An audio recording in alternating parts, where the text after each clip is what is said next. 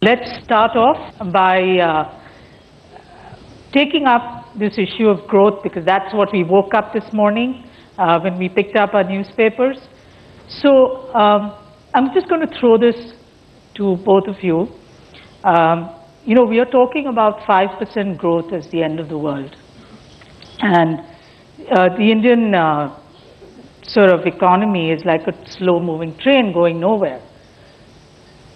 What do you think is the right level of growth? I mean, today at 5%, we could be the envy of, most of the countries in the world.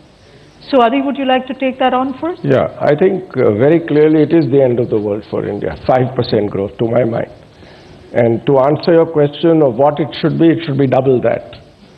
10% to my mind is eminently doable in India with the right policies, the right frameworks, and clearly we are not moving in the right directions when we get to such a low level of growth. Now let me give you an example.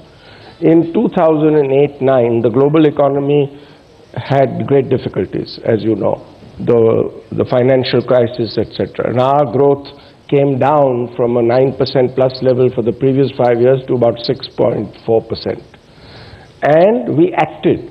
We provided fiscal stimuli, we provided monetary stimuli, and in the next 2 years we grew at 8.4% when the growth in the world was still struggling.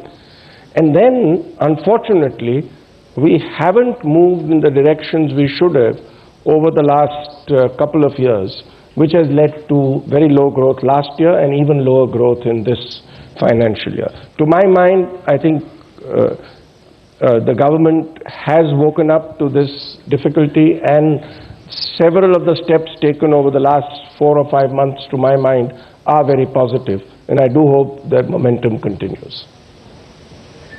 I 100% agree with Adi on the fact that the growth is unacceptably low, predominantly because per capita income in India is so low that the headroom for growth is very large, and even a 10% growth is not something great to write home about. And trying to achieve that over the next 15 years is a necessary condition for our country to continue keeping the billion aspirations intact, because that is what this all is about. However, there is one other thought which we collectively need to think about, is the fact that by choice we are a democracy. And because we are a democracy, we elect the governments, and we deserve what we elect. And what we have elected today is a government which doesn't have a clear mandate. And whatever attempt it has in the past attempted to drive a clear mandate has been derailed because of the electoral politics. So the silver lining today, as I see, is that every front page of every Tamil, Hindi, Telugu, Bengali newspaper today was the GDP growth rate. And the day that happens, that means for every single electorate, the GDP growth rate or the economic parameters or the corruption issues or the lack of infrastructure issues has become center stage of discussion. So the crisis which is emerging and happening right in front of us just before the 2014 election, at every village level, at every town level, is being discussed as the most important agenda today, will have two ramifications. Number one, every single political party would have to articulate what its policy about growth is and what its policy on important issue on security, education, and corruption is. That would automatically build a certain amount of consensus for 2014 going onwards. Number two, hopefully the electorate is going to deliver a decisive mandate, whichever direction it comes. And that decisive mandate will not just be for a party, but will be for a mandate, which is a growth mandate. And therefore, hopefully, for the first time after many years, we're going to have a government in 2014 where the politics of the opposition has already articulated its growth agenda, and the ruling government has already defined its growth agenda, and therefore it will take those decisions which is unable to take today. So yes, I'm concerned about the 5%, but if you look at the longer term for India, I think what is happening right now is the best thing which can happen to us, because crisis before election is what the doctor has ordered. Well, there you go. Dean, do you think this is what we needed? Well, so let's first talk about 5%, right? I think both Adi and Vinit, I mean, in terms of that being unacceptably low, it's sometimes helpful to cast in terms of what does it mean, right? First of all, 5% growth in terms of per capita, okay, you have to adjust for population growth. So an individual really benefits 5% minus the population growth, which is 1.3%. So it's about 3.5%.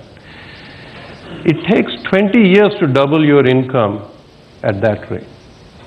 So that's what it means. So if India currently is about $1,500 per capita, so if the goal is to make it $5,000, it will take 40 years. At this time, US is about $40,000, to put things in perspective. Okay? So this is unacceptably low, and it can easily be 10% or 12%. And so we have to step back and ask, well, what is it that is stopping us? And the point about the election is really crucial. I think what we are seeing is a lack of leadership, lack of bold ideas. And the reason for that is you have to step back and ask, how do leaders get chosen of the parties? There is intense competition across parties, but there is no competition within the party. What are the big barriers that you face in your businesses when you want to grow your businesses, or you want to take them overseas, or even grow them domestically? What are the roadblocks you're facing? Adi? Well, one is businesses which do not have too much interaction with the government continue to do reasonably well in India. I think businesses which have to depend on government infrastructure, mining, power, I think there are severe problems right now. But that's, to my mind, not the story. Businesses would do even better if the GDP growth were higher. So, for example, the biggest reform which can help accelerate the GDP growth in India is the goods and services tax. It will add 2 percentage points to Indian GDP growth, other things being equal. And it will help resolve many of our macroeconomic problems. For one thing, the fiscal deficit will come down dramatically because evading indirect taxes will become extremely difficult. Collections by both state governments and the central government will improve. Export will benefit. Today, our exports are affected by the fact that a lot of the indirect taxation is, you cannot get it back. Once the GST comes in, exports will become more competitive. That will help improve our current account deficit. And inflation will come down because the tax on tax which consumers pay today goes away. So it addresses several of our macroeconomic problems, will lead to higher growth.